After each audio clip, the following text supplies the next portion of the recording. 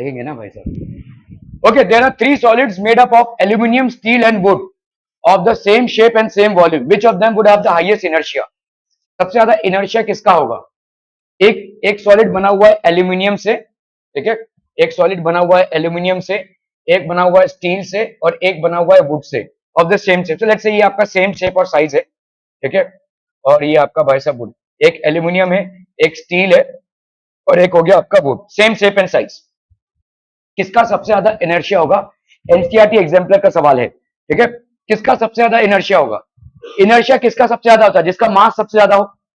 Aluminium steel से हल्का है और वुड से भी हल्का है, ठीक है। Aluminium is lighter than wood as well. वैसे अगर एक वुड का फर्नीचर आप देखोगे भारी है ना। अगर आप एल्यूमिनियम को देखोगे उससे तो आप भाई साहब टिफिन पैक करते हो। आपके जो एयरप्लेन्स हैं वो, रुको ना यार, रुको 2 मिनट, मेरे को एक्सप्लेन तो करने दो। एरोप्लेन जो है वो आपका किससे बनता है? एल्यूमिनियम से बनता है, इफ यू सी, ठीक है। Aluminium is a very light element, और यही रीजन है कि आपका एरोप्लेन में एल्यूमिनियम यूज होता है। दूसरा एक और रीजन कि उसकी रस्टिंग कम होती है, वो कह हम बाद में देखेंगे। But aluminium is lighter than wood, and wood is lighter than steel. अभी देखो यहाँ पे मास क्या होता है? Mass is equal to density into volume. तो यहाँ पे वॉल्यूम सबका सेम है। Volume of aluminium is equal to volume of steel is equal to volume of wood. यहाँ पे वॉल्यूम सबका सेम है क्योंकि शेप और साइज सबका सेम है, लेकिन डेंसिटी ऑफ डेंसिटी, अभी तो यहाँ पे डेंसिटी मैटर करेगा। Density of would is greater, sorry, density of steel is greater than density of would, and this is greater than density of aluminium, ठीक है। तो आपका भाई साहब मास क्या होता है? Density into volume. वॉल्यूम तो सबका सेम हो गया, तो अगर सबका सेम हो गया तो mass will be directly proportional to density, है ना। Mass is density into volume. अगर वॉल्यूम सबका सेम हो गया तो mass will be directly proportional to density. जिसकी डेंसिटी सबसे ज्यादा होगी उसका मास भी सबसे ज्यादा होगा। तो यहाँ पे डेंसिटी किसकी ज्यादा होगी भाई साहब? स्टील की। So mass of steel will be the highest. अभी मास ऑफ स्टील अगर हाईएस्ट है तो उसका इनर्शिया भी हाईएस्ट होगा, इनर्शिया भी उसका सबसे ज्यादा होगा। क्लियर है? Are we clear on this? ठीक है। Why does a cricket player move his hand backward while catching a ball? जैसे मैंने आपको बताया था, ये बॉल आ रहा है भाई साहब, हम ऐसे इसको कैच करेंगे तो ही कंफर्टेबली इसको रोक पाएंगे। अदरवाइज अगर ऐसे रखेंगे तो बॉल हाथ पे लगेगा और चिटक जाएगा, ठीक है। चिटक जाएगा क्यों? क्योंकि भाई साहब उसमें हम यहाँ पे अलाउ नहीं कर रहे हैं। सो यहाँ पे ये क्या है? To slow down the rate of change of momentum. देखो m v minus m u upon t, जितना हम इस टी को बढ़ाएंगे, ठीक है, ये होता है फोर्स के बराबर। जितना हम इस टी को बढ़ाएंगे, डिनोमिनेटर को अगर हम बढ़ाएंगे तो फ्रैक्शन की वैल्यू कम होगी, उतना आपका फोर्स कम लगेगा, ठीक है। तो अगर हम इसको ऐसे ले रहे हैं तो यहां पे बॉल आया और ये हुआ zero. So what have we done? We have increase the rate of change of momentum, we increase the time, we have increased the time. if we increase if we increase the time to stop the ball, if we increase the time to stop the ball, the rate of change of momentum, the rate of change of momentum decreases. ये भाई साहब क्या होगा? Decrease करेगा, है कि नहीं।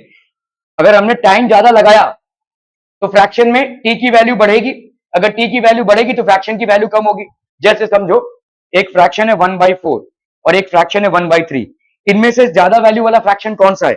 ये वाला, ठीक है। क्योंकि 1/3 और 1/4 अगर हम करते हैं यहाँ पे तो ये कितना होगा? 1/12, सॉरी 4 इंटू 3 कर दिया हमने, इसको 3 कर दिया तो अब 3/12 हो गया। ये 3 इंटू 4 कर दिया, ये 4 कर दिया, तो ये हो गया आपका 4/12। तो ऑब्वियसली ये वाला बड़ा हुआ, इसका मतलब 1/3 इज मोर देन 1/4। समझ में आ रहा है?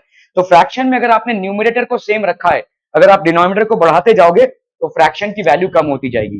डिनोमिनेटर को बढ़ाना मतलब टी की वैल्यू को बढ़ाना। अगर आप टी की वैल्यू को बढ़ा रहे हो तो ये पूरा फ्रैक्शन का वैल्यू कम हो जाएगा। अगर इस पूरे फ्रैक्शन का वैल्यू कम हो जाएगा मतलब rate of change of momentum कम हो जाएगा, मतलब फोर्स की वैल्यू कम हो जाएगी। If the applied force becomes less, so obviously what will happen, it has lesser chances of dropping out of the, क्योंकि देखो प्लेयर बॉल कब छोड़ देगा? जब उसके बहुत जोर से लगे ना, ठीक है। तो ये भाई साहब अगर बॉल बहुत जोर से लग रहा है, जोर से कब लगेगा? जब वो विदाउट ऐसे स्टिफ करके करेगा, लेकिन वो अगर ऐसे करके कर रहा है तो उसमें फोर्स कम लगेगा, ठीक है। सो कंफर्टेबली कैच करेगा, ठीक है। Two identical bullets are fired, one by a light rifle and the other by a heavy rifle with the same force, which rifle will hurt the shoulder more and why? बताइए। हाँ, light rifle will hurt the most. क्यों? देखो, ये एक rifle है, ये एक rifle है सच में, ठीक है। ये राइफल से बुलेट बाहर निकल रहा है, ठीक है। तो आपका भाई साहब यहाँ पे एक्शन एंड रिएक्शन फोर्स, ठीक है। ये हो गया भाई साहब आपका action force, that is bullet और उसका acceleration. Reaction force, mass of rifle and उसका एक्सेलरेशन, है ना।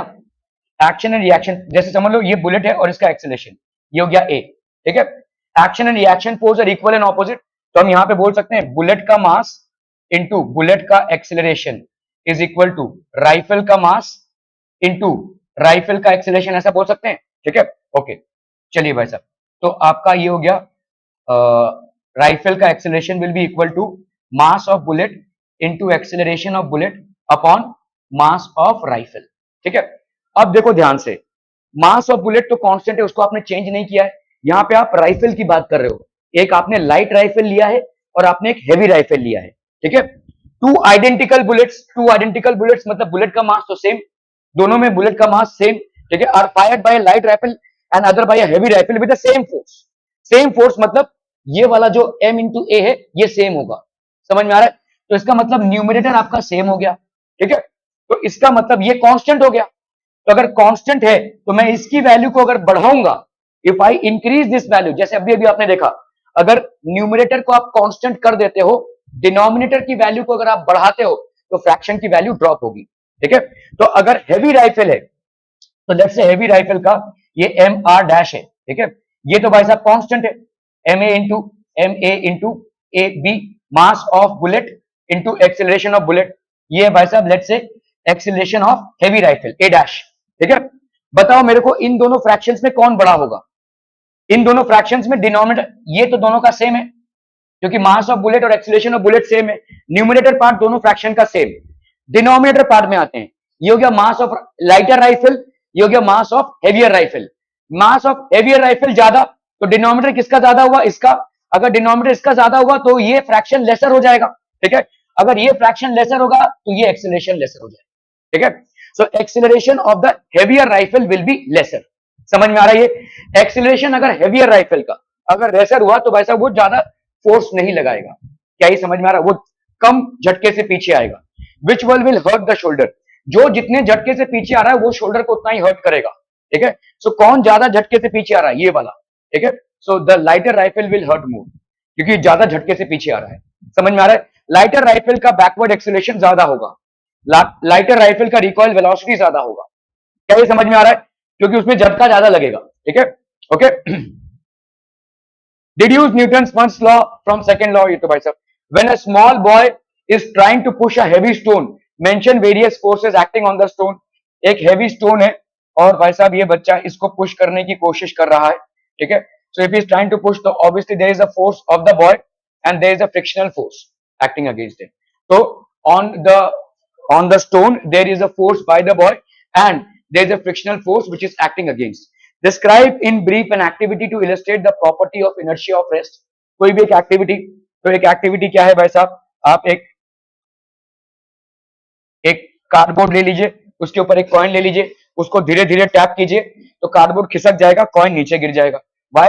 Because due to gentle tapping the cardboard comes in motion, however the coin due to the property of inertia of rest stays at rest and finally falls down into the glass. So this is an activity to demonstrate inertia of rest, ठीक है। यहाँ पे inertia of rest था। Okay, give the example. Two friends on roller skates are standing 5 meter apart facing each other, ठीक है। तो भाई साहब ये रोलर स्केट्स हैं, two friends on roller skates are standing 5 meter apart, ठीक है, from each other.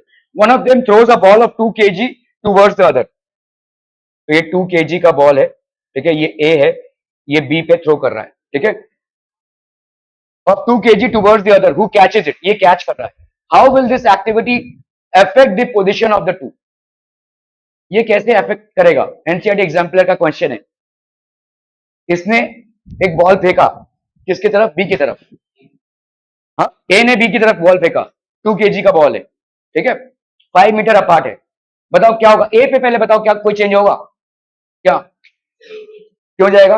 Every action has an equal and opposite reaction. तो इसने भाई साहब एक्शन लिया, एक्शन फोर्स इधर होगा, तो ए भाई साहब पीछे जाएगा, A will move backwards. Okay, now tell me about B. B भी भाई साहब पीछे जाएगा, क्यों?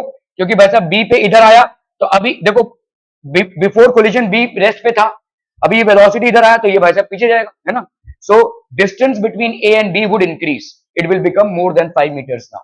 ठीक है, A will go back because why, देखो दोनों अलग अलग कॉन्सेप्ट से पीछे मूव कर रहे हैं। Why will A go backwards?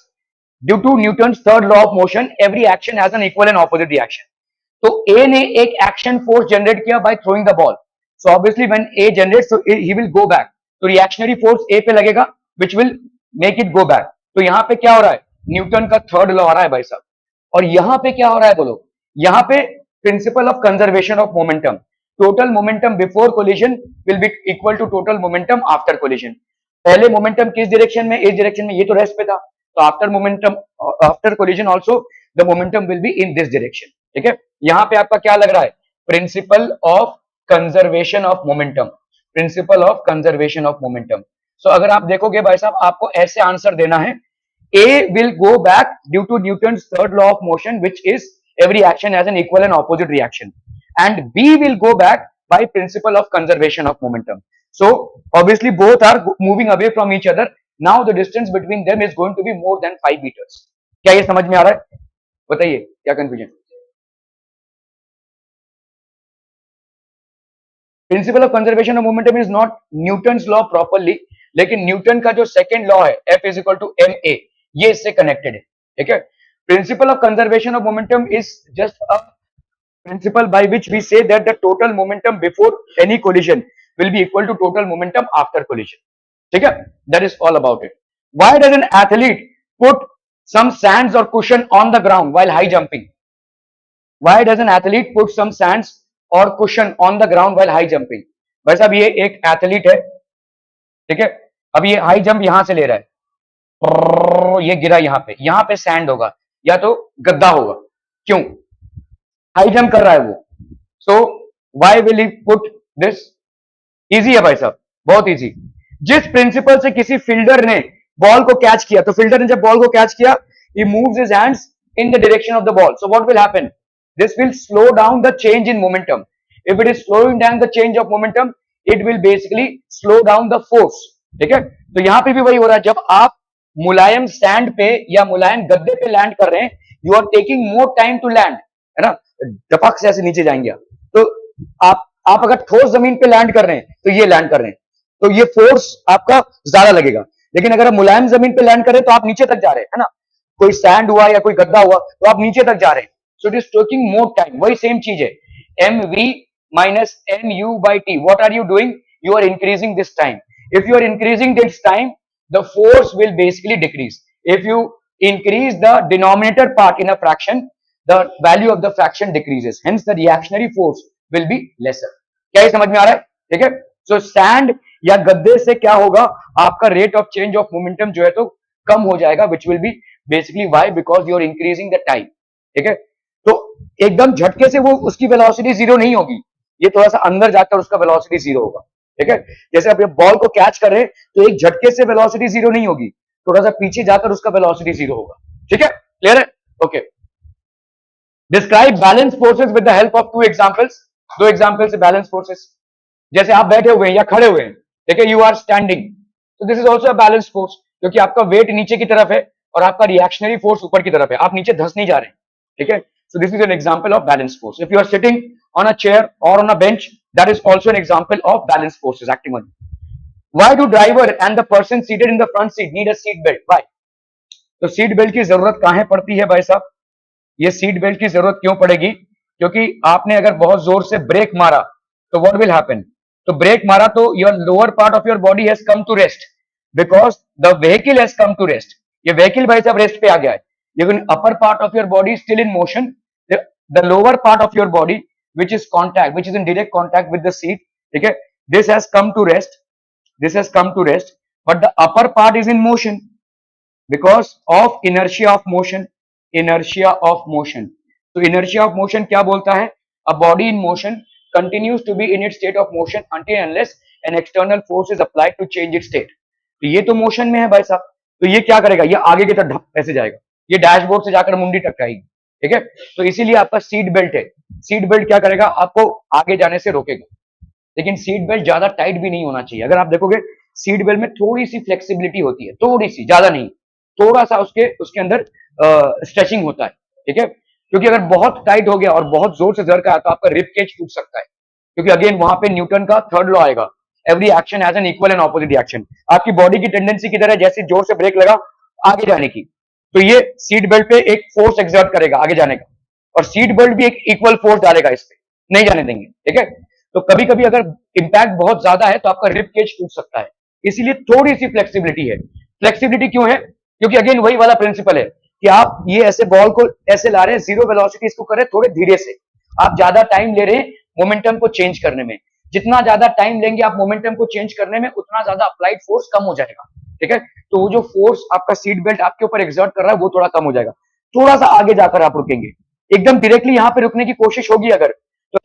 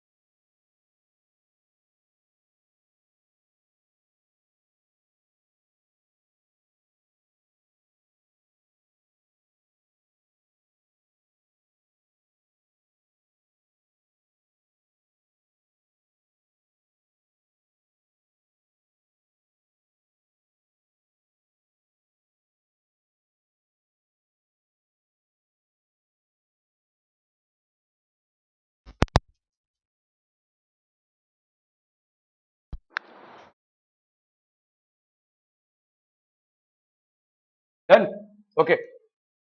Describe Newton's first law of motion in detail, giving examples. Long answer question है. Give the mathematical relation of Newton's second law of motion. तो mathematical relation क्या है? F is equal to m into a, या अपन लिख सकते हैं m v minus m u by t, ठीक है। Derive the mathematical formula for conservation of momentum. Conservation of momentum क्या बोलता है? m1 u1 plus m2 u2 is equal to m1 v1 plus m2 v2, ठीक है। ये कहां से आ रहा है? Action and reaction forces are equal and opposite, ठीक है। What is the relationship between mass and inertia? तो आपका भाई साहब इनर्शिया हम बोल सकते हैं, inertia is directly proportional to mass. जितना ज्यादा आप मास को बढ़ाएंगे इनर्शिया बढ़ेगा, ठीक है।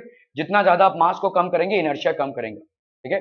A bullet of 10 kg strikes a sandbag at a speed of 10 raised to 3 meter per second and gets embedded after traveling 5 centimeter, ठीक है। ये आपका एक सैंड बैग है लेट से, तो इसमें एक बुलेट गया।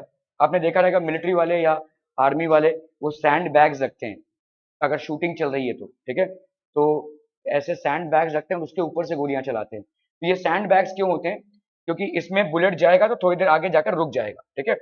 Instead of hitting the military personnel और any human being, it is going to strike a sand bag, और सैंड बैग के जाके अंदर बुलेट धस जाएगा, ठीक है। अ बुलेट ऑफ 10 ग्राम, तो आपका मास ऑफ द बुलेट कितना है? 10 अपॉन 1000 केजी, है कि नहीं? पहले इसको केजी में कन्वर्ट कर लेंगे, that is 0.01 kg. A bullet of 10 gram strikes a sandbag at a speed of, इसकी इनिशियल वेलोसिटी कितनी है भाई साहब? इसकी इनिशियल वेलोसिटी है 10 रेज टू 3 मीटर पर second and gets embedded after travelling 5 centimeter. तो डिस्टेंस कितना ट्रैवल किया इसने भाई साहब? 5 सेंटीमीटर। 5 सेंटीमीटर मतलब 5 by 100 meters, that is how much? 0.05 meters, ठीक है। and gets embedded after traveling. Calculate the resistive force exerted by the sandbag, ठीक है। तो आपका भाई साहब इनिशियल वेलोसिटी कितना था? 10 रेज टू 3 मीटर पर सेकेंड। फाइनल वेलोसिटी कितना है?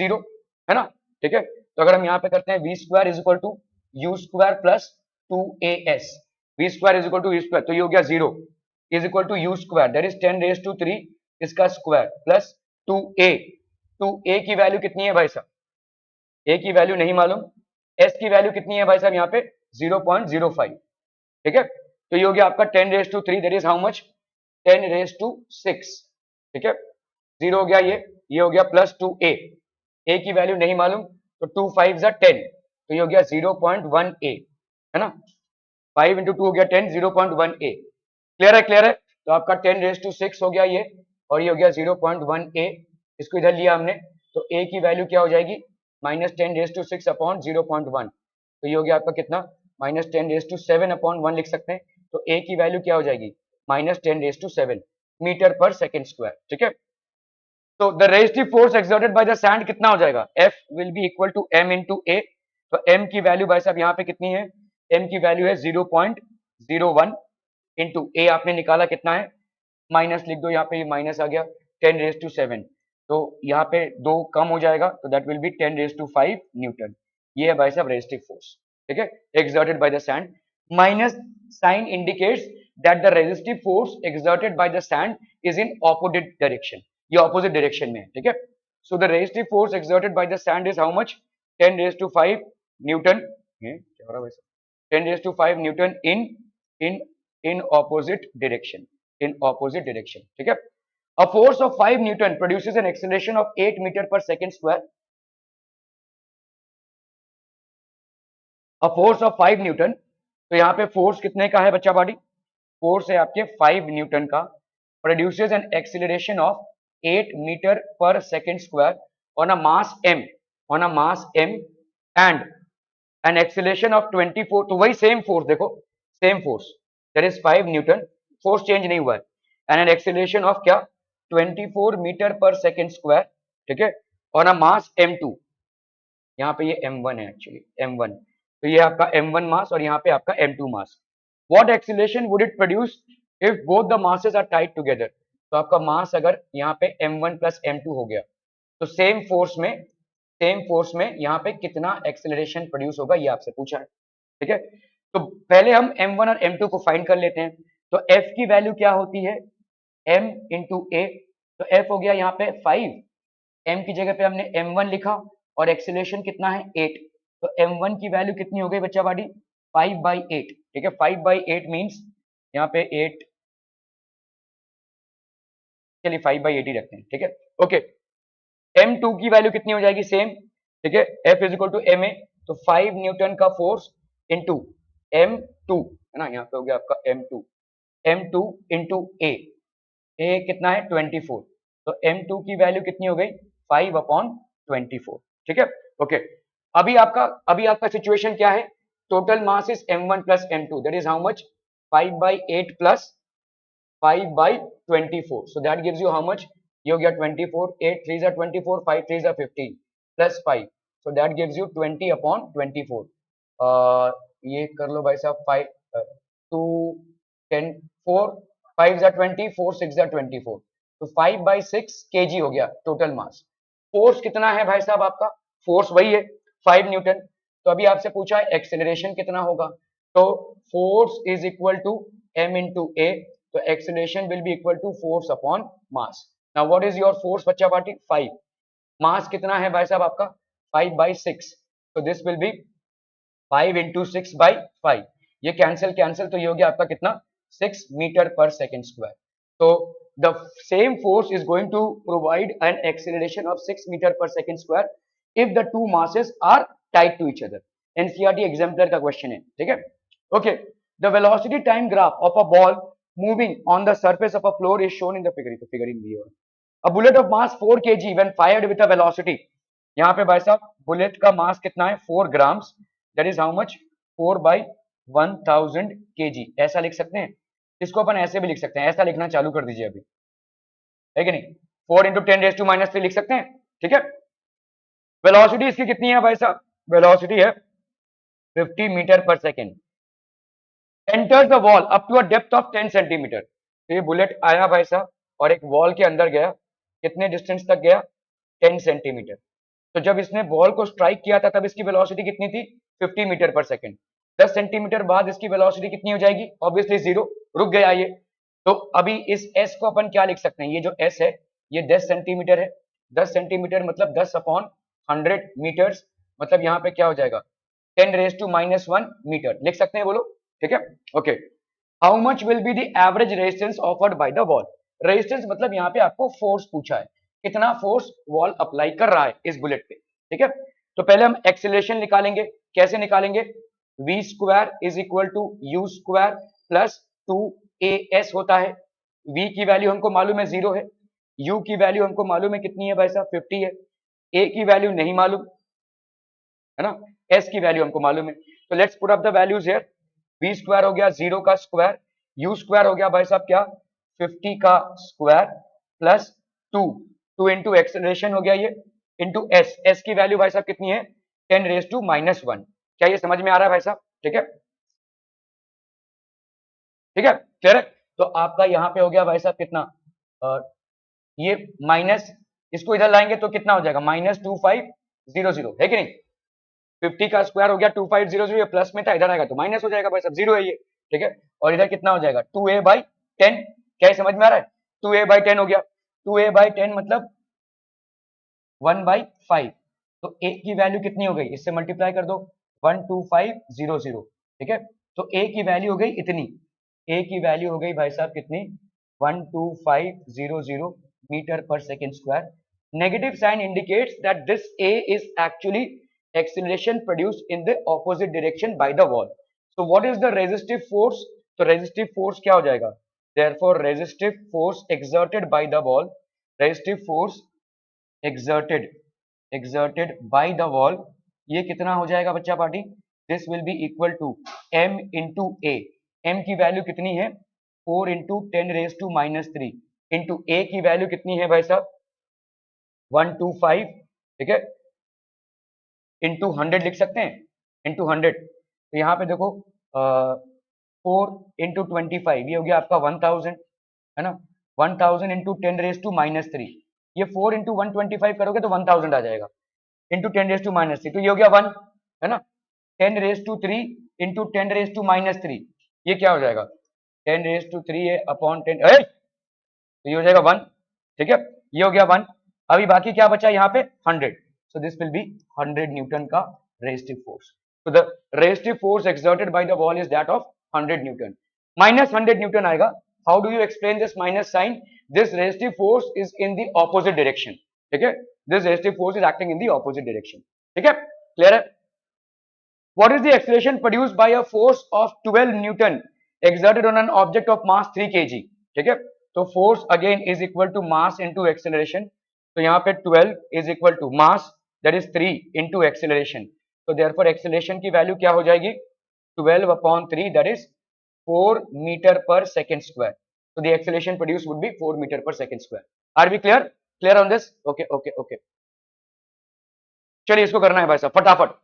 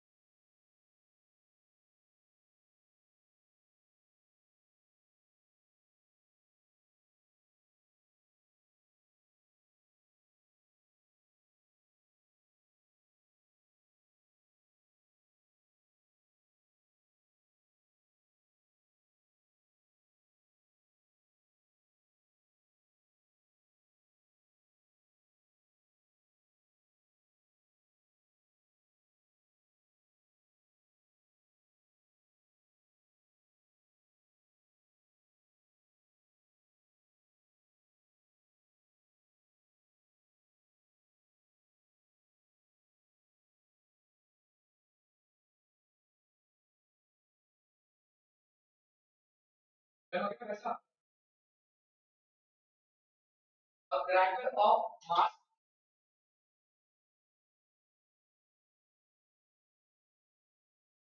a cracker of mass 100 kg explodes into two pieces of equal mass. ठीक है, show that these two pieces of the fly opposite direction. क्यों भाई साहब देखो, ठीक है, एक क्रैकर है जिसका मास कितना है 100 grams, it explodes into two pieces of equal mass, show that these two pieces of cracker fly in the opposite direction. अभी देखो भाई साहब यहाँ पे एक क्रैकर है भाई साहब, ये इसका लेट से मास है m. अभी ये भाई साहब फूटता है, ये फूट गया भाई साहब, ठीक है, एक का मास हो गया कितना m/2, दूसरे का मास हो गया कितना m/2. ठीक है, आपको ये दिखाना है कि ये दोनों ऑपोजिट डायरेक्शन में मूव कर रहे हैं, क्यों, ठीक है. Okay, so initial momentum by conservation of momentum, अरे यार, ठीक है, तो लेट्स से ये आपका m है, m मतलब कितना है 100 ग्राम है, ठीक है, ये भाई साहब फूट रहा है लेट्स से m/2 और ये हो गया m/2, तो इक्वल मासेस में एक्सप्लोड हो रहा है, ठीक है. लेट्स से इसकी वेलोसिटी है भाई साहब v1 और इसकी वेलोसिटी है भाई साहब v2, ठीक है. Okay, what is the initial momentum, तो by principle of conservation of momentum, हम यहां पे क्या बोल सकते हैं, total momentum before the impact, total momentum before the impact will be equal to total momentum after the impact, ठीक है. Total momentum before the impact कितना हो जाएगा, जीरो, है कि नहीं भाई. ये क्रैकर है, किधर भी नहीं जा रहा है, ऐसे ही है, आपने इसमें आग नहीं लगाया तो टोटल मोमेंटम इसका कितना होगा, जीरो, अपनी जगह पे है ये. आफ्टर आपने आग लगाया, इसको फोड़ दिया तो क्या हो गया m1, ठीक है, v1, लेट्स से ये आपका m1 है और ये आपका m2 है, m1 v1 plus m2 v2, है कि नहीं, क्लियर है, समझ में आ रही है. m1 कितना है m/2 है ना, और ये आपका v1 है, प्लस ये हो गया m/2 v2. अब इसको इधर लेकर आइए तो ये हो गया minus m/2 v1 is equal to m/2 v2, है ना, ये और ये भाई साहब कैंसिल हो जाएगा, तो minus v1 is equal to v2. इसका मतलब क्या है कि v1 और v2 बराबर हैं, v1 is equal to v2 और ये माइनस साइन मतलब ऑपोजिट डायरेक्शन में, ठीक है. मतलब ये दोनों भाई साहब कैसे फूटेंगे, या तो ऐसे जाएंगे, या तो भाई साहब ऐसे जाएंगे, या तो एक इधर जा रहा है या तो एक इधर, तो v1 इधर v2 इधर, v1 इधर v2 इधर, v1 अगर इधर है तो v2 इधर इधर, लेकिन दोनों बराबर होंगे, ठीक है. So hence we can say that v1 that the velocities are equal and in opposite direction, the velocities are equal and in opposite directions. समझ में आ रहा है, ये तभी होगा जब वो इक्वली एक्सप्लोड कर रहा होगा. अगर समझ लो जो टुकड़े हो रहे हैं वो अलग अलग होंगे तो उस रेशियो से होगा भाई साहब. यहाँ पे टुकड़े जो हैं वो सेम मास के हैं, इसीलिए आपके सेम वेलोसिटीज मिल रहे हैं इन ऑपोजिट डायरेक्शंस, ठीक है, क्लियर है. Okay okay okay. So the velocity time graph of a ball moving, तो ये हो गया भाई साहब. Calculate the force acting on the ball if the mass of the ball is 100 grams. अभी फोर्स नहीं, ये तो दूसरा हो गया ना भाई साहब, नहीं, अच्छा ये वाला था ना, नहीं ये तो हो गया, क्या हो रहा है रे, हाँ ये ठीक है, क्लियर है. Okay, an iron spear of mass 1 kg, एक आयरन स्पीयर है जिसका मास कितना है 1 kg, is drop from a height of 10 meter, ये भाई साहब 10 मीटर का हाइट है. If the acceleration of the spear, acceleration कितना है 9.8 मीटर पर second square, calculate the momentum transfer to the ground by the ball, कितना मोमेंटम इसमें ट्रांसफर हो रहा है, ठीक है. बॉल उछला नहीं है, बॉल सीधा जमीन पे आकर अटक गया, तो भाई साहब by the time the ball reaches, इसकी फाइनल वेलोसिटी कितनी होगी, v is equal to u plus at. अभी फ्री फॉल का केस है, इस ड्रॉप मतलब फ्री फॉल है, तो फ्री फॉल के केस में u की वैल्यू कितनी हो जाएगी 0 और a की वैल्यू कितनी हो जाएगी भाई साहब g, विच इज 9.8 मीटर पर सेकेंड स्क्वायर, ठीक है. टाइम आपको नहीं मालूम है तो आप इसको इस्तेमाल नहीं कर सकते। आपके यहाँ पे ए भी अननोन, सॉरी अपना वी भी अननोन है और टी भी है, तो इसको आप इस्तेमाल नहीं कर सकते। Okay, s is equal to half g t का स्क्वायर। यहाँ पे टी अननोन है, बाकी एस मालूम है और जी मालूम है, लेकिन इसको निकालने से कोई फायदा नहीं है क्योंकि हमको यहाँ पे टाइम से मतलब नहीं है, हमको यहाँ पे फाइनल वेलोसिटी निकालना है। तो हमको देखना है कि क्या किसी इक्वेशन से हम फाइनल वेलोसिटी को डायरेक्टली निकाल सकते हैं। तो the third equation is what, v square is equal to u square plus 2as। ठीक है, ये वी स्क्वायर है भाई साहब, ये हमको नहीं मालूम, यू स्क्वायर मालूम है, ए मालूम है, जी है और एस भी मालूम है, तो हमको इसको डायरेक्टली इस्तेमाल करना है। तो v square is equal to ये हो गया 0 का स्क्वायर, ये हो गया 2, और ए की जगह पे क्या लिखेंगे 9.8 इंटू एस की वैल्यू भाई साहब कितनी है, is drop from a height of 10 meters. ठीक है, तो ये हो गया आपका कितना 196, वी स्क्वायर की वैल्यू हो गई 196, तो वी की वैल्यू क्या हो जाएगी under root of 196, that is how much 14 meter पर सेकेंड। क्या ये समझ में आ रहा है? इस वेलोसिटी से बॉल यहाँ पे स्ट्राइक कर रहा है। So what will be the momentum transferred, m into v, momentum की value 1 into v, that is 14, so that will be 14 kg metre पर सेकेंड। ठीक है, 14 kg मीटर पर second. A bullet of mass 0.02, एक bullet है जिसका mass कितना है भाई साहब, एक बुलेट है जिसका मास कितना है 0.02 kg, is fired from a gun weighing, इस गन का मास कितना है, तो लेट्स से ये मास ऑफ बुलेट हो गया और ये हो गया मास ऑफ द गन। ठीक है, दैट इज m2, तो इसका मास कितना है भाई साहब 7.5 kg। If the initial velocity of the bullet, तो u1 की वैल्यू कितनी है 200 मीटर पर second. Calculate the speed which which the gun recoils, तो आपको भाई साहब यहाँ पे u2 की वैल्यू निकालनी है। ठीक है, या अपन बोल सकते हैं ये फाइनल वेलोसिटी हो गई ना, ये फाइनल वेलोसिटी हो गई क्योंकि इनिशियल वेलोसिटी तो जीरो था। जब गन के अंदर बुलेट है, इसके अंदर बुलेट है, तो दोनों का भाई साहब क्या हो जाएगा u1 इसकी भी जीरो और u2 इसकी भी जीरो, है कि नहीं, जब रेस्ट पे है। जैसे ही आपने फायर किया तो ये हो गया इसका v1, तो इसका एक रिकॉइलिंग वेलोसिटी v2 होगा, वही total by principle of conservation of momentum. तो यहाँ पे अपन क्या लिख सकते हैं, by principle of conservation, by principle of conservation of momentum, by principle of conservation of momentum आप क्या बोल सकते हैं m1u1 plus m2u2 is equal to m1v1 plus m2v2, है ना। अभी m1u1 कितना हो जाएगा, ये जीरो हो जाएगा, m2u2 कितना हो जाएगा जीरो हो जाएगा, m1v1, m1 का वैल्यू हो गया 0.02 into v1 that is 200 plus m2 that is 7.5 into भाई साहब v2 नहीं मालूम, तो v2 की जगह पे हमने लेट से v मान लिया। ठीक है, तो यहाँ पे हो गया आपका कितना 200 इंटू टू दैट इज 4, है ना, 200 इंटू टू कितना हो जाएगा 4 plus 7.5 v is equal to zero, इसको इधर ले लो तो -4 इज इक्वल टू 7.5 v, तो वेलोसिटी कितनी हो जाएगी भाई साहब -4/7.5, इसको इधर कर लिया तो ये हो गया 40, 40 अपॉन 75, 5 8 जा 5, 15 जा 15 और ये हो गया भाई साहब आपका 8, 0.15, 5 जा 5 5 जा 25, ये हो गया 75, 15 3 जा 45, 15 तो आपका कितना हो गया 0.53 मीटर पर second in the opposite direction, in the opposite direction. ठीक है, क्लियर है। चलिए भाई साहब इसको करना है फटाफट, क्विक क्विक जल्दी से। तो recoil velocity of the gun is 0.53 metre पर second in the opposite direction of the firing of the bullet. जल्दी फटाफट भाई साहब।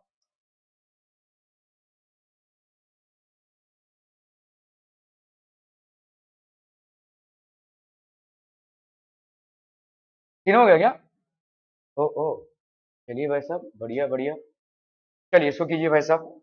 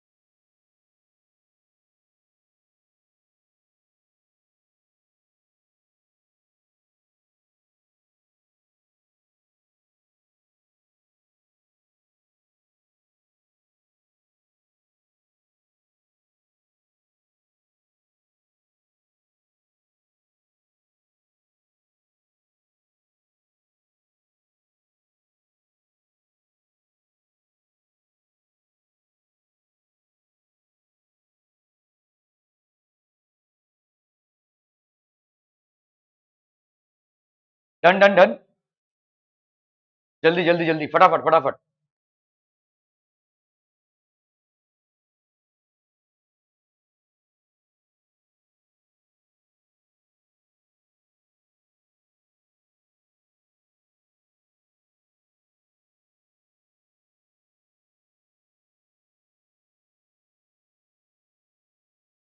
A velocity time graph of a ball moving on the surface of a floor is shown in the figure. Find the force acting on the ball if the mass of the ball is 50 grams. ठीक है, तो आपका mass of the ball is 50 grams, that will be 50 by 1000 kg. So that will be how much? 0.05 kg. ठीक है, ये हो गया mass of the ball. Find the force acting on the ball if the mass of the ball is this much. तो force कितना, आप देखो भाई साहब यहाँ पे u कितना है 30 मीटर पर सेकेंड और v कितना है 0। क्या ये समझ में आ रहा है? टाइम कितना है 6 सेकेंड्स। ठीक है, ओके, तो आपका भाई साहब v minus u by t is equal to a, तो 0 minus 30 by 6 is equal to a, तो minus 30 by 6 is equal to a की वैल्यू कितनी हो गई -5 मीटर पर सेकेंड स्क्वायर, -5 मीटर पर सेकेंड स्क्वायर। ठीक है, तो अभी भाई साहब आपका find the force, therefore force कितना हो जाएगा, force is equal to mass into acceleration, mass is equal to 0.05 into acceleration that is 5, तो ये हो गया आपका 25, 0.25 न्यूटन। ये भाई साहब किस तरफ है, इस तरफ। ठीक है, 0.25। तो find the force acting on the ball, तो the force which is acting on the ball is of 0.25, इसको अपन in opposite direction of its movement, ये भाई साहब किस तरफ, opposite direction of its movement, क्योंकि आपका नेगेटिव है। एरिया क्यों निकालेंगे, वेलोसिटी टाइम ग्राफ है ना यहाँ पे, और the ball, find the force पूछा है आपको, क्यों एरिया निकालेंगे, एक्सीलरेशन क्यों निकालना है, एक्सीलरेशन अगर निकालना है तो acceleration is not area, area under velocity time graph is displacement, slope of velocity time graph is acceleration, और वो आप कर ही रहे हैं, वो आप कर ही रहे हैं, ये आप स्लोप ही तो निकाल रहे हैं। एक्सीलरेशन निकालने के लिए एरिया नहीं निकालना है, स्लोप निकालना है, slope, this is called slope. Area मतलब ये एरिया, डिस्प्लेसमेंट अगर आपको निकालना रहता है तब आप डिस्प्लेसमेंट निकालेंगे। ठीक है, याद रखिएगा, डिस्प्लेसमेंट अगर वेलोसिटी टाइम ग्राफ है और उसके नीचे का एरिया निकाल रहे तो आपको क्या मिलेगा, डिस्प्लेसमेंट। ठीक है, और वेलोसिटी टाइम या स्पीड टाइम ग्राफ है और उसका आप स्लोप निकाल रहे हैं तो उसमें आपको क्या मिलेगा, एक्सीलरेशन। ठीक है, क्लियर है, are we clear, clear, okay okay okay. चलिए भाई साहब इसको करना है फटाफट, क्विक क्विक।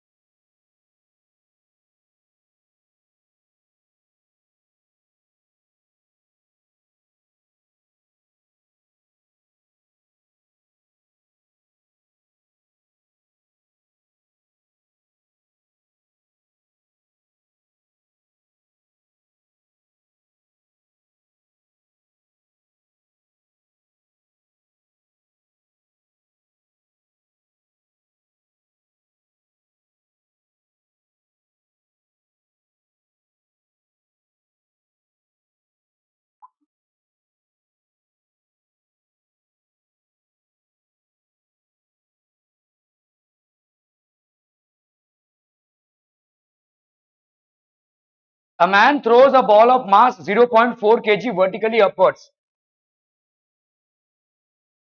मास कितना है भाई साहब आपका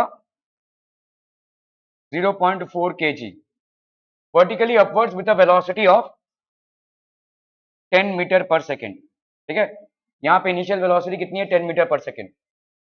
what will B it's initial momentum. Initial momentum कितना हो जाएगा बोलो भाई साहब बोलो. m इंटू यू है ना. मोमेंटम क्या होता है मास इंटू वेलोसिटी. तो ये हो गया आपका 0.4 kg इंटू 10 मीटर पर second. so that will be 4 kg metre पर सेकेंड. ठीक है. what will be its initial, what will be the momentum at the highest point. Highest point पे भाई साहब वेलोसिटी क्या हो जाएगी 0. so momentum at highest point, momentum at highest point will be equal to m into v, which is 0.4 into 0, that is 0. ठीक है, clear है. Simple सवाल. which would require a greater force accelerating a 2 kg mass at 5 meter per second square or a 4 kg mass at 2 meter per second square. बताइए. तो F1 is equal to m1 into a1. m1 की value बताइए कितनी है 2 kg into a1 की value बताइए कितनी है 5 मीटर पर second square. so that is 10 kg metre पर second square. that is how much 10 newton. क्या ये समझ में आ रहा है बच्चा party. Okay.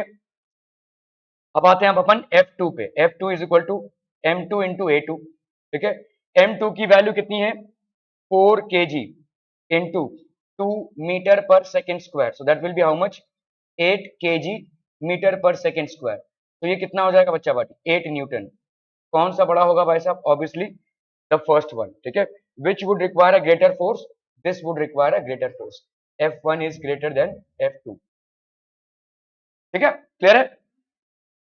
There are 3 solids made up of. it हो गया भाई साहब.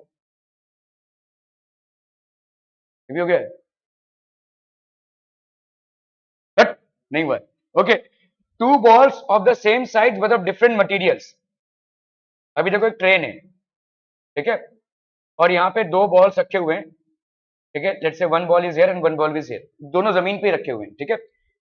2 balls of the same size but of different materials, rubber and iron. एक भाई साहब बना है आपका रबर से और दूसरा बना है भाई साहब आपका आयरन से. ठीक है. Kept on the smooth floor. Smooth floor मतलब स्मूथ फ्लोर भाई साहब फिजिक्स में हर चीज को इंटरप्रेट करो. ठीक है, मतलब फ्रिक्शनलेस. फ्रिक्शन नहीं है, फ्रिक्शनलेस फ्लोर है ये. ठीक है. Of a moving train. The brakes are applied suddenly. ये भाई साहब ब्रेक अप्लाई कर दिया, स्टॉप हो गया. ठीक है. Will the ball start rolling. क्या ये पीछे आएगा. क्यों आएगा भाई साहब, क्यों पीछे आएगा. Every action has an equal and opposite reaction. ठीक है. तो उधर स्टॉप हुआ तो भाई साहब ये क्या हो जाएगा इस तरफ पीछे आएगा. और हम बोल सकते हैं इनर्शिया ऑफ मोशन की वजह से. balls were in motion, all of a sudden the train has stopped, the ball will be moving. ठीक है. the brakes are applied to stop it. will the ball start rolling, if so in which direction. कौन सी direction में role करेंगे ये. हाँ, opposite direction में role करेंगे. ठीक है. will they move with the same speed. क्यों नहीं, they will not move with the same speed. क्यों वैसे सेम स्पीड से क्यों मूव करेंगे. आयरन के बॉल का मास अलग और रबड़ के बॉल का मास अलग होगा. और फोर्स जो है इनर्शिया मास पे डिपेंड करता है, या इनर्शिया भी किस पे डिपेंड करता है मास पे. जिसका मास ज्यादा उसका इनर्शिया ज्यादा, और जिसका इनर्शिया ज्यादा उस पर फोर्स कम लगेगा भाई साहब. ठीक है. ओके. सो आपका भाई साहब the ball of rubber will move with a higher speed. with a higher speed. The ball of rubber will move with a higher speed. क्या ये समझ में आ रहा भाई साहब. ठीक है. क्यों, क्योंकि उसका भाई साहब मास कम होगा. जिसका मास कम होगा उसका स्पीड ज्यादा होगा, है ना. 2 identical bullets are fired by. तो हो गया भाई साहब. A horse continues to apply a force in order to move a cart with a constant speed. Explain why. तो समझ लो ये कहीं भाई साहब घोड़ा है. बहुत गंदा सा हमने घोड़ा बनाया, ये पूंछ हो गई इसकी, और ये भाई साहब काट हो गया. ठीक है, ये इसका काट है. ठीक है. So this is basically a horse which is pulling a cart. A horse continues to apply a force. अगर वो उसको कांस्टेंट वेलोसिटी से भी मूव करा रहा है, ये जो कार्ट है ये एक्सेलरेशन से मूव नहीं हो रहा है. तो कांस्टेंट वेलोसिटी मतलब कितनी होती है. कांस्टेंट वेलोसिटी मतलब आपका भाई साहब वेलोसिटी में चेंज नहीं हो रहा है. This is constant velocity. अगर वेलोसिटी में चेंज नहीं है बच्चा पार्टी, तो एक्सेलरेशन मतलब क्या हो जाएगा आपका जीरो। अगर एक्सेलरेशन जीरो होगा तो फोर्स तो जीरो होना चाहिए ना, लेकिन फिर भी भाई साहब उसको कांस्टेंट वेलोसिटी से भी मूव कराने के लिए उसको फोर्स क्यों लगाना पड़ रहा है, बताइए। क्या ये मुद्दा समझ में आ रहा है? यहाँ पे भाई साहब एक काट है और ये घोड़ा है, ये भाई साहब इसको लेकर जा रहा है, ये वेलोसिटी इसकी कांस्टेंट है, मतलब कोई एक्सेलरेशन नहीं हो रहा है। अगर कोई एक्सेलरेशन नहीं हो रहा है तो एक्सेलरेशन जीरो है, और हमको मालूम है कि भाई साहब F is equal to m into a होता है। अगर भाई साहब ए ही जीरो हो गया तो एफ का एफ हो जाएगा जीरो, लेकिन फिर भी उसको मूव कराने के लिए फोर्स लगाना पड़ रहा है, क्यों? नहीं, एम बी का तो एम यू क्या है और एम बी क्या है? यहाँ पे तो वेलोसिटी चेंज ही नहीं हो रही है। यू और वी तो तब होता है जब वेलोसिटी चेंज हो। अगर कांस्टेंट वेलोसिटी से मूव हो रहा है तो यू और वी तो सेम हो गया ना, तो वहां पे m v minus m u कैसे लगाओगे? फिर भी बोला जा रहा है कि फोर्स लगाना पड़ रहा है उसको कांस्टेंट वेलोसिटी से मूव करने के लिए भी। यस, ठीक है, फ्रिक्शन होगा। क्यों भाई साहब? देखो, अगर अगर आप देखोगे ये फोर्स अप्लाई कर रहा है तो फ्रिक्शनल फोर्स इधर है, मतलब ये सिचुएशन में आपका नेट फोर्स जीरो है, मतलब हॉर्स जो फोर्स अप्लाई कर रहा है और फ्रिक्शनल फोर्स ये आपका भाई साहब इक्वल है, इसीलिए नेट फोर्स जीरो है, इसीलिए एक्सेलरेशन जीरो है। इसका मतलब ये नहीं कि उस पर फोर्स नहीं लग रहा है, फोर्स हॉर्स का इस तरफ और फ्रिक्शन का इस तरफ, ये दोनों आपस में बराबर हैं, तो इसीलिए नेट फोर्स जीरो हो गया, इसीलिए आपका नेट एक्सेलरेशन जीरो है। ठीक है, so whatever force the horse is applying is actually overcoming the frictional force और is just equivalent to the frictional force. ठीक है, the force applied by the horse is just equivalent to the frictional force experienced by the cart. Hence, the net force on the cart is zero. Hence, the cart is moving with a zero acceleration or constant velocity. क्या ये मामला समझ में आ रहा है? तो यहाँ पे आपके हॉर्स के द्वारा अप्लाइड फोर्स को तो दूंगा ना, बड़ी देख रहा है बैठ के, ठीक है, तो यहाँ पे हॉर्स के द्वारा अप्लाइड फोर्स आपका फ्रिक्शनल फोर्स के बराबर हो जाएगा। ठीक है, suppose a ball of mass is throne vertically upwards. अभी भाई साहब किसी बॉल ऑफ मास m, ये बॉल ऑफ मास m है, इसको भाई साहब ऊपर आपने उछाला है with a vertically, its speed decreases continuously, it becomes zero. यहाँ पे भाई साहब क्या हो जाएगा? Zero. thereafter the ball begins to fall downward and attains a speed of v again before striking the ground। फिर से इसका v स्पीड हो जाएगा। ठीक है, it implies that the magnitude of initial and final momentum are the same। इसका मतलब initial और फाइनल मोमेंटम सेम हो गया, yet it is not an example of conservation of momentum। why? देखो, अच्छा सवाल है ये, आपका कंजर्वेशन ऑफ मोमेंटम क्या बोलता है? Total initial momentum is equal to total final momentum. तो भाई साहब आपने इसको v से ऊपर उछाला, ये जीरो हुआ, v अभी जीरो से ये v हुआ, ये जीरो से v ही होगा। ठीक है, अगर आप कैलकुलेट करोगे कैसे, देखो समझ लो, यहाँ पे तुम्हारा भाई साहब ऊपर जाकर क्या हो रहा है? वेलोसिटी, इनिशियल वेलोसिटी क्या है? u is equal to v। ठीक है, एक्सीलरेशन क्या है भाई साहब? माइनस g है, क्योंकि ऊपर जा रहे हो आप, और लेट्स से ये डिस्टेंस s है। ठीक है, तो आप क्या लिखोगे भाई साहब? V square is equal to u square plus two a s. तो वी स्क्वायर की जगह पे जीरो इज इक्वल टू ये वाला v का स्क्वायर, और ये हो गया आपका भाई साहब टू जी इंटू एस, यहाँ पे टू माइनस जी एक्चुअली, तो माइनस टू जी एस। तो आप यहाँ पे इसको इधर ले लो, minus v square is equal to minus two g s, ये और ये आपका कैंसिल हो गया, तो v square is equal to two g s हो गया, है ना। अब इस पे आओ भाई साहब, यहाँ पे क्या है? आपका u का वैल्यू जीरो है और भाई साहब फाइनल वेलोसिटी v है, अगेन s डिस्टेंस कवर किया और acceleration positive g s time पे। ठीक है, तो v square is equal to u square plus two a s. ठीक है, तो ये हो गया v का square is equal to zero का square plus two g s. तो भाई साहब ये v square is equal to two g s, इसीलिए दोनों वेलोसिटी सेम होंगी। तो हम ऐसा ही बोलते हैं कि वेलोसिटी या time of ascent, time of ascent जितना टाइम आपको लगा ऊपर जाने में is equal to time of descent. ठीक है, time of descent for a body thrown vertically upwards. किसी बॉडी को अगर आपने वर्टिकली अपवर्ड्स थ्रो किया है तो time of ascent is equal to time of descent. ठीक है, ओके, सो नाउ लेकिन हम यहाँ पे ये नहीं बोल सकते कि ये mv भाई साहब इस mv के बराबर है भाई कंजर्वेशन ऑफ मोमेंटम। क्यों? ये पूछा जा रहा है आपसे। भाई कंजर्वेशन ऑफ मोमेंटम क्या बोलता है? Total final momentum is equal to total initial momentum, लेकिन आप इसको ये नहीं बोल सकते। क्यों? इसलिए नहीं बोल सकते क्योंकि यहाँ पे भाई साहब ये वाला मोशन अलग है और ये वाला मोशन अलग है। ठीक है, while going up it's a different motion, while coming down it's a different motion। while going up your initial velocity was v, and your final velocity is 0 and your acceleration was minus g. समझ में आ रहा है? While going up आपका initial velocity कितना था v, distance ऐसी है, ठीक है, और आपका एक्सीलरेशन क्या था माइनस जी. While coming down, ठीक है, your initial velocity is 0, your final velocity is v, ठीक है, समझ में आ रहा है? देखो यहाँ पे ये फाइनल वेलोसिटी यहाँ पे कितना था 0, यहाँ पे इनिशियल वेलोसिटी 0 है, यहाँ पे फाइनल इनिशियल वेलोसिटी कितना था v, यहाँ पे फाइनल वेलोसिटी v है, ठीक है, और एक्सेलरेशन आपका पॉजिटिव g है. एस आपका सेम रहेगा, एस दोनों में सेम रहेगा, बाकी सारी चीजें चेंज हो रही है, ठीक है. एस जो डिस्टेंस कवर्ड है वो सेम है, लेकिन एक में जो इनिशियल वेलोसिटी है दूसरे में वो फाइनल वेलोसिटी है, और एक में जो फाइनल वेलोसिटी है दूसरे में वो इनिशियल वेलोसिटी, ठीक है. एक में पॉजिटिव एक्सेलरेशन हो रहा है, दूसरे में नेगेटिव एक्सेलरेशन हो रहा है. तो the dynamics of motion are changing, hence we can not apply the conservation of momentum in this case. हाँ, इस वेल में ऊपर जाने में हम कंजर्वेशन ऑफ मोमेंटम अप्लाई कर सकते हैं, और नीचे आने में हम कंजर्वेशन ऑफ मोमेंटम अप्लाई कर सकते हैं. So we can apply conservation of momentum while going up or while coming down, but we cannot equate like this. क्या ये समझ में आ रहा है?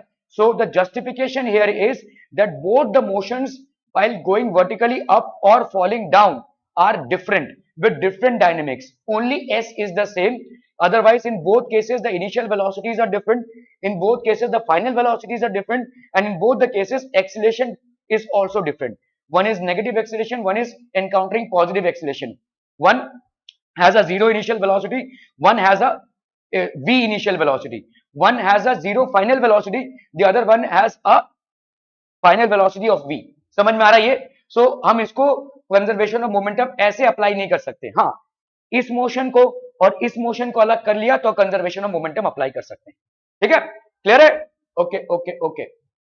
A truck of mass m is moved under a force F if the truck is loaded with an object equal to the mass of the truck and the driving force is half, then how does the acceleration change? Okay, पहला case, first case, ठीक है, truck कितना था भाई साहब, मास m का, और उसमें फोर्स कितना लग रहा है भाई साहब, F. तो F is equal to ma होता है, तो यहाँ पे F की जगह पे F डाला. ट्रक का मास कितना है m, एक्सेलरेशन हमको नहीं मालूम, तो यहाँ पे एक्सेलरेशन कितना हो जाएगा, acceleration will be equal to, तो कीजिए जरा.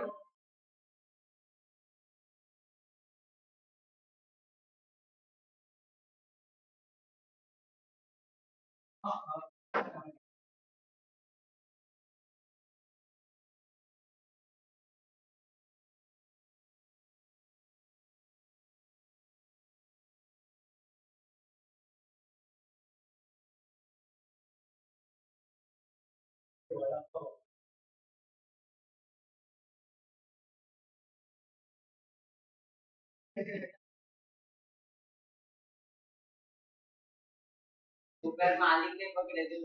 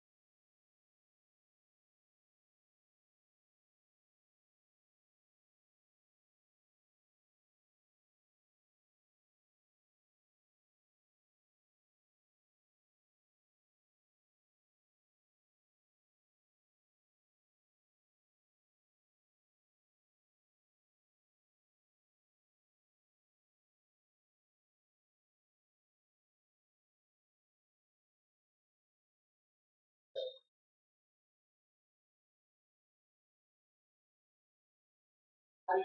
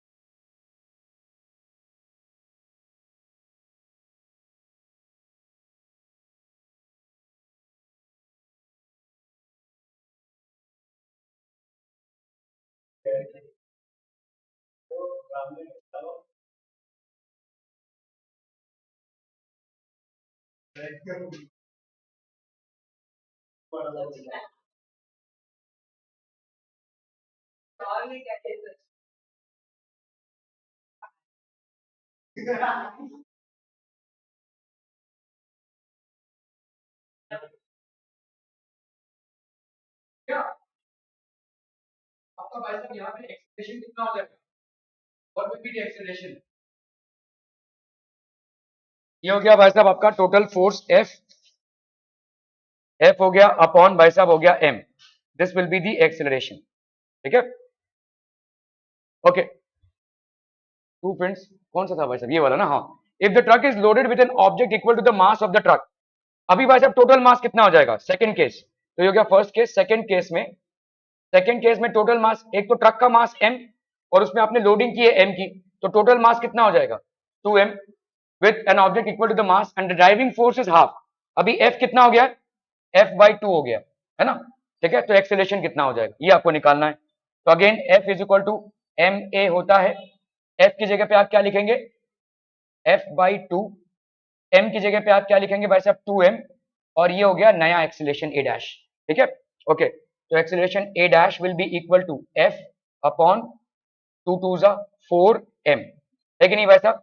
ये हो गया एक्सेलरेशन, ये वाला पहले वाले का. फर्स्ट केस का एक्सेलरेशन हो गया f/m.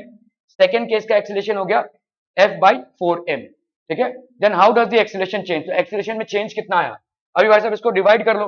अगर मैं a डैश बाई a कर रहा हूं तो कितना हो जाएगा? f/4m upon f/m. ठीक है, f और f कैंसिल, m और f कैंसिल, ये कितना आ जाएगा? 1/4. तो इस एक्सेलरेशन को इधर ले लो. a dash is equal to कितना हो जाएगा? a/4. तो the new acceleration is equal to 1/4 of previous acceleration. ठीक है. Water sprinkler used for a grass lawn begins to rotate as soon as the water is supplied. Explain the principle on which it works. ये आपका grass lawn है, ये water sprinkler है, तो ये भाई साहब रोटेट करने लगता है as soon as the water is supplied. Water sprinkler used for grass lawn begins to rotate. ये रोटेट करने लगता है. ठीक है, ये स्प्रिंकल कर रहा है ना, तो जैसे इसमें पानी आता है ये रोटेट करने लगता है. क्यों? ये वाटर स्प्रिंकलर रोटेट क्यों करेगा? देखो जब भी पानी आया तो यहाँ पे एक रोटेशन ऐसे रहता है, तो ये घूमने लगेगा. ये आपका जो, देखो पानी तो पहले कैसे आ रहा था? स्ट्रेट आ रहा था ना, ये ऐसे स्ट्रेट जा रहा है ये पानी. ठीक है, लेकिन इस पानी को आपने ऐसे स्प्रिंकलर में डाल दिया है, तो अभी ये भाई साहब ऐसे रोटेट कर रहा है. ठीक है, और अगर रोटेट करेगा तो ऑब्वियसली पानी अगर यहाँ से, ये सब होल्स हैं, तो इन सब जगहों से पानी निकलेंगे ऐसे. ठीक है, सो ये होल से टैंजेंट होकर निकलेगा. Water sprinkler use for grass lawns begins to rotate as soon as the water. तो ये रोटेट क्यों करने लगा? क्योंकि इसको इधर से मोमेंटम मिला ना. पहले उसको मोमेंटम नहीं मिला था, वो रेस्ट पे था. जैसे इसको मोमेंटम मिला by the water which is coming in, तो इट स्टार्ट्स रोटेटिंग. ठीक है, आपका जैसे देखो तो हम लोग बचपन में खेलते थे भाई साहब, वो साइकिल का टायर है और उसको एक लकड़ी से ऐसे मारते रहो. ठीक है, वो साइकिल का टायर आगे जाता जाएगा, है ना. Anything which is can rotate. आपने समझ लो एक कोई स्पेरिकल सा बॉल है, उसको टप से ऐसे मारा तो ये आगे जाएगा. ठीक है, रोटेट करेगा ये. तो वही चीज है भाई साहब, यहाँ पे मोमेंटम आ रहा है, इसको भाई साहब रोटेट करेगा. ठीक है, so the momentum of moving water basically rotates the sprinkler. The momentum of moving water rotates the sprinkler. ठीक है, क्लियर है? चलिए ये तो ऊपर वाला छोड़ दीजिए, नीचे वाला देखिए. A bullet of mass 10 kg, sorry कितना है? 10 gram. So this will be how much? 10 by 1000 kg. That is how much? 0.01 kg. Strikes a sandbag at a speed of, इसका u कितना है भाई साहब? 103 मीटर पर second and gets embedded after traveling 5 centimeter. S की value 5 centimeter, तो ये हो गया 5 into 10 raised to minus 2 metre. ठीक है. Calculate the resistive force exerted by the sand on the bullet.